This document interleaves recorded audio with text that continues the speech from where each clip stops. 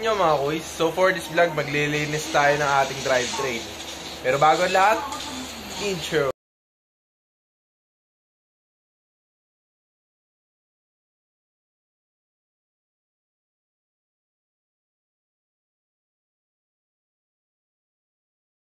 Maglilinis tayo ng drivetrain kasi gusto ko sana mag-washing ng bike kaso sobrang init sa labas. Kaya naman sa loob na lang tayo maglilinis. So yun nga. Ayan na, napakadumi ng drivetrain natin. Ayan, tignan natin. Baka natin. Ganyan siya kadumi mga kuys. Ayan, ganyan siya kadumi.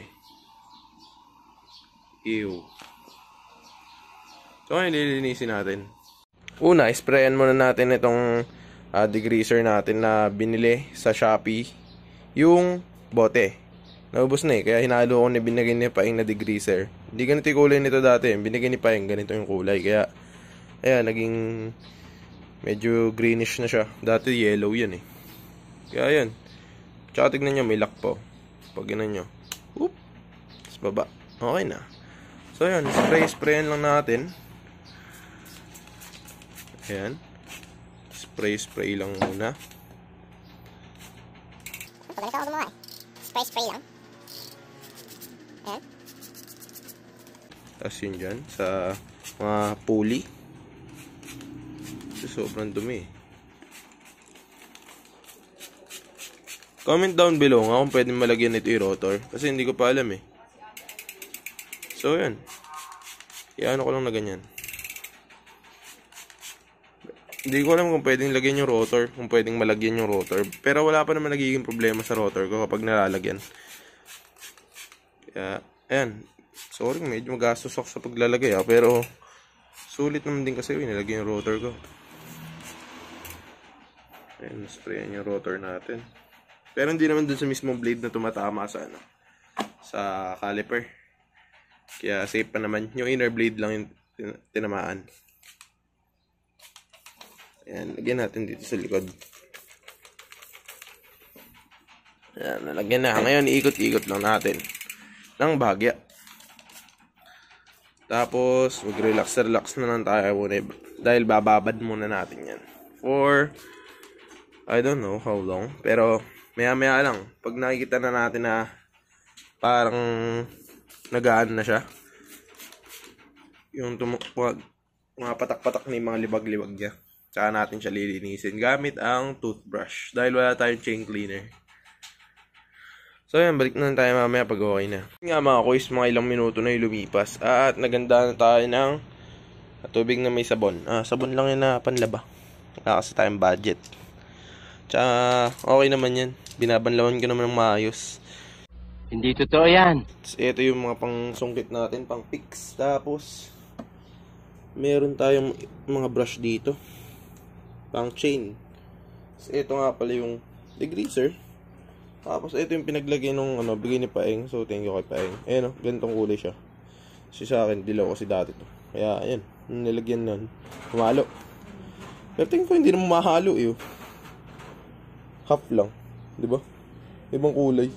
So, yun. Brushin na natin ng may sabon. Teka. Ayan, sausaw lang natin. At wala namang pattern yun kung saan mo gustong unahin basta masabon mo lahat. Kaya so kayo sinong unang paglagay natin ayun tanggal agad yung dumi. Kumpara dito Ayan. Diba? Galing magic. Magic talaga mga kuys. So brushin lang natin tong.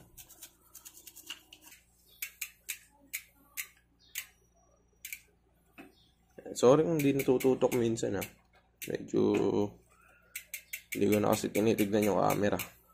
Doon ako nakatingin sa mismong chains. Pag yung camera na itinignan ko. Marami namang pwedeng patterns nga pala dito kung gusto nyong tanggalin yung chain. Tanggalin nyo. Tsaka nyo linisin. Pero ako kasi hindi ko na kailangan yun. Kasi totono ko na naman Natutono ko lang nito. Siya nga pala next time. Pag na-perfect ko na yung ano, kasi hindi pa ako sanay gaano magtono. Magpo-post din ako ng video na ano, kung paano magtono. So, kasi yun, ganyan kadumi na lalaglag, oh. Ang dumi, diba? Bra-brushin din natin yan. Hindi ako gano'ng magaling sa pagbabrush nung kuna, paglilinis ng mga ganito. Kasi, although matagal na ako nagbabike, hindi ko naman minamaster yung pag-washing. Tsaka hindi ako makapagseryoso pag may hawak na camera. Bakit pa ako nag-vlog? Kaya lang, para lang sa sarili ko ito, wag na, boboard ako. Gusto kong panoorin yung mga ginagawa ko nun eh. Kaya binablog ko. Yan, malapit na matapos to.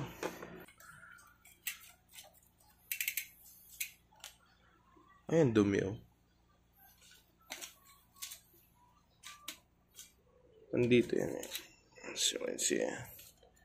Linisin natin. Balik ko na lang pag nalinis ko na to. Ayan, babanlawan ko na lang tapos patapos na ako. Ayan, babanlawan ko na ganito.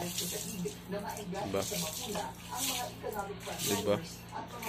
Ayun, oh, so yun, dumi ng mga nalalaglag.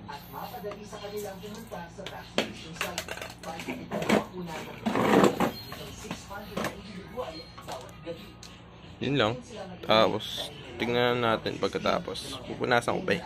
Yan, ngayon hindi ko pa napupunasan. Ano yun muna natin. Tignan natin. Di ba kanina dumi? Okay, halos konti na lang kasi tignan natin ganong linis. Pero yun, may mga konti-konti pa dahil di pa natin siya na babanlawan ng maayos. Pero pinakita ko lang kasi sa inyo. Medyo satisfying kasi. Satisfying kasi na malinis. Tsaka pala yung nilalagay ko nga pala ang lubricator ay Yamalub lang. Wala tayong budget eh. Tsaka marami yan kasi yun. Yung ganito, teka. Yan, nakakailang bote na akong ganito yung Yamalub. Yan. Okay naman, gear oil naman siya. Wala naman siyang nagagawa na hindi ko gusto dito. Tsaka, bakit? Lubricator din naman to. Pang motor nga to eh. So yun. Hindi ko pa nalalagyan kasi wala na itong laman. At meron ako doon sa kwarto, hindi ko pa nailalabas. Pero bukas na yun. Hindi ko pa nga nailalabas. Ayan. Lunes.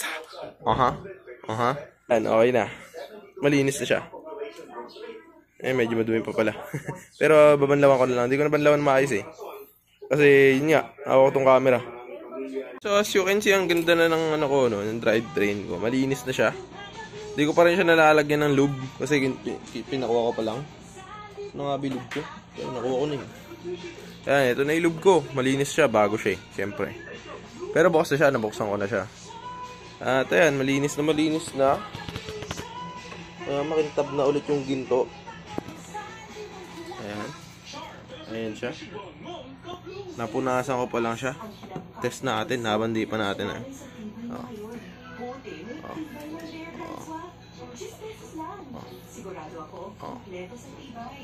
Diba? Halos wala nang dumi talaga. Ayan, so yun lang. Lalagyan ko lang siya ng loob. Lalagyan natin ganito. Ayan, ikot.